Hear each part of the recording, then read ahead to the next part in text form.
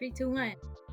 Hi, hello everyone. Welcome back to the Nourishing Life One Bite at a Time podcast. For those who are new to our podcast, my name is Alison from Google, an AI kitchen assistant platform.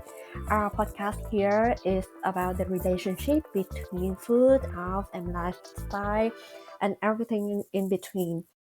So in our podcast, normally we will invite a nutritionist, the food brand's owner, to join us and share the insight and the story. But joining us today is our special guest, the one that you've been Yay! familiar for quite a long time. Quite a So long time. Rami, why don't you introduce yourself?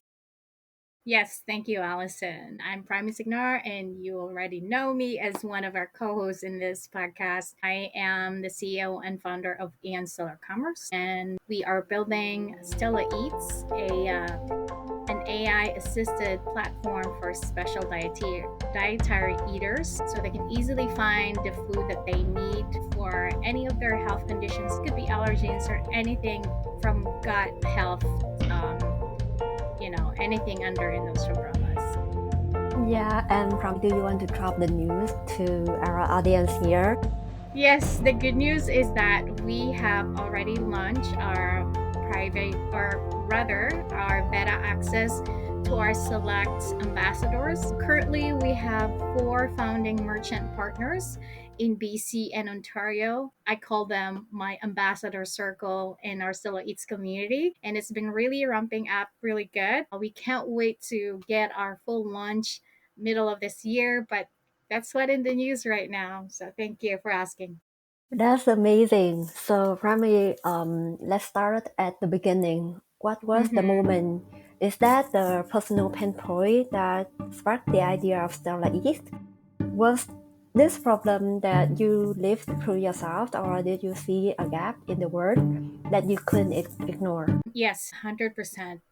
This is such a very personal and heartbreaking story. It started really the idea of just finding nutritious foods towards managing post operation from a heart attack of my husband. And this was 7 years ago. So for me, I was trying to find a platform where it's easy for me to find the right foods for the healing process. But then I'm no cook, so I had to figure it all out, and finding brands out there is really hard. But what really got me, pushed through this building this platform, it wasn't just about living healthy, but when last year my husband had a sudden aggressive pancreatic cancer diagnosis, almost lost him 5 times after that operation. But then I realized health has had something to do with what we're putting in our body every day. That's true. And it's been a few months after his operations. Finding the right food and figuring out what works or not is really left unto us. We have dietitians working with us, doctors. By the end of the day, we all have to figure it out ourselves.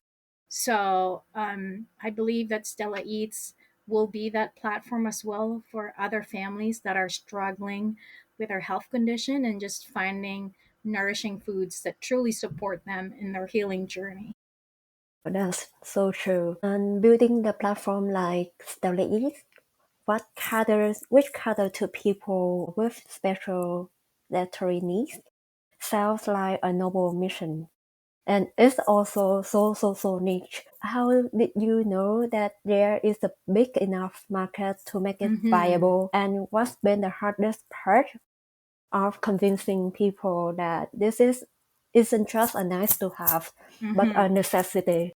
Yes, thank you for raising that question. In Canada alone, if we can talk about people that are diagnosed with cancer and going through their healing journey after that, I think there's roughly around um, 300,000 every year that's going through this process. And when I talk about other issues, that's actually there's a silent, we call the experts call it silent epidemic when it comes to the rise of food allergies issues. Shockingly, this is $100 billion market. If you think about food allergies, we both come from Asian background. It's true. We're born and raised there, but we don't really know like how bad food allergies is. We kind of live with it, And it's not something we were like super freaked out, but then coming into Canada, I didn't really know that it can be as fatal for other people. Like imagine a child, harmlessly biting a snack, a granola bar snack from a birthday party, and then moments later, it turns out to be a very difficult situation. Panics Yeah. comes in, and then finding that EpiPen and getting that first emergency, response, going to AR, and then next thing you know, someone died. And there's actually a few casualties about that, but that's a daily scenario for families across North America. And what we found in our research, especially in Canada, there's actually 10 million Canadians that's suffering this kind of issue. And the market is so fragmented, and how we approach and how we use technology to kind of bridge the gap. Solar Canada have released their long time case study, and one of their theme that they ask across industry is to provide a platform that's easy for people that are in the Solar community to be able to find the resources and find the products and really help them in the discovery process and not getting concerned about eating out. And it's also true for people with severe food allergies. One to mention is Food Allergy Canada organization as well have been working on this for a long time, and you can see a lot of information about there. What's really striking to me is that they have been campaigning for this for quite a long time, but we are not on the other side of the table. For us that are not so familiar with this, we kind of just like, oh, shrug this. But this is a reality for over 10 million Canadians. And we all have a fair share at the table to be also responsible on our end to be able to provide a safer space for our community to thrive. Popular actually in schools, but it shouldn't just be in schools. It should be everywhere. Restaurants, groceries, Yeah. retailers. But it's really sad. But there have been already a few steps been taken on by the government. There's this upcoming transparency when it comes to label. There's a lot of talks about that lately, but I'm really looking forward that this will be implemented soon, and people get the chance to enjoy life for once. Yeah, that's so true. And I totally understand that because, like, as you already mentioned, where we're from Asian countries. Mm-hmm. So, food allergy is not a thing that we are familiar with. But especially for the Western people, they've been struggling with it for years without having a thorough solution. So, I Yeah. think you can bring the relief to the industry. And by the way, you're dealing with food, which is deeply personal and emotional for people. So how do you balance between the science of dietary restriction like allergies or veganism with the art of making it feel inclusive and joyful rather than restrict? Yeah.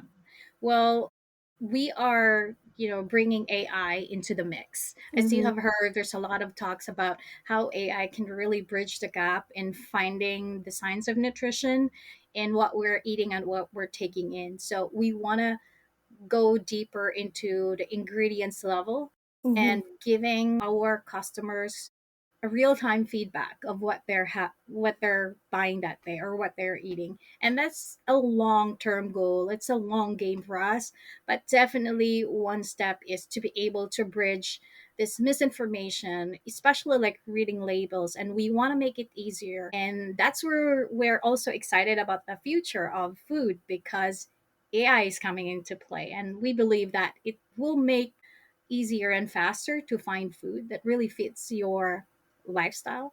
With that in mind, you don't have to like spend 30 minutes to an hour just finding what to eat or figuring out what to eat. And you also, in your Coco community, you have also been implementing this AI assisted platform Yeah. for your home cook. So we're very much in synergy when it comes to what better way to implement, the newest and coolest technology that really brings impact. So, yeah. Yeah. Thank you for sharing that. That's so true for nowadays life. So let's talk about the entrepreneur roller coaster. So, what's been the lowest point for you in this journey that you may think this might not work? And how did you pull yourself out of that? Oh yeah, thank you. There's actually 2 points that's pivotal to my entrepreneurship journey while building um, the the app Stella Eats. One was we almost launched in 2023. We were Mm-hmm. at the peak of everything, but because I think life has, I would say, uncanny way of throwing you a curveball, and everything didn't work out and everything is just crumbling down. But I still find the wisdom and the gold in that moment because it made me sit back and really think about what really matters. I was really looking forward to the rush, like, launch, get it going. But in hindsight, there are issues like regulations because we were wanting to launch it outside Mm-hmm. Canada. And there are regulations and, policies that you have to work throughout the process. But I haven't really thought much about it, and funding was one thing. As women entrepreneurs, we're so very creative, and also from Asian background, I could totally 100% say that we're very creative. We know how to finagle things. We know how to make our, like, we just do. And we were so ready. But then again, you know, there are stage in our life where we think we are there, but not yet. So this Mm-hmm. curveball that we had in 2023 um, made me rethink and really find that why behind why we're doing these things and make me like want to wake up every day and do that. The second one was, I hope there's no more third one, but hopefully it's going to be years away. The second one was last year, like I mentioned earlier, when my husband was diagnosed with aggressive pancreatic cancer. It was after the surgery we found out he was at stage 2, but we just cut it right in time. I had to do a major break from building the app, and really it made me think like, oh my gosh, like now what? Yeah. I am at this juncture again, and should I or should I not?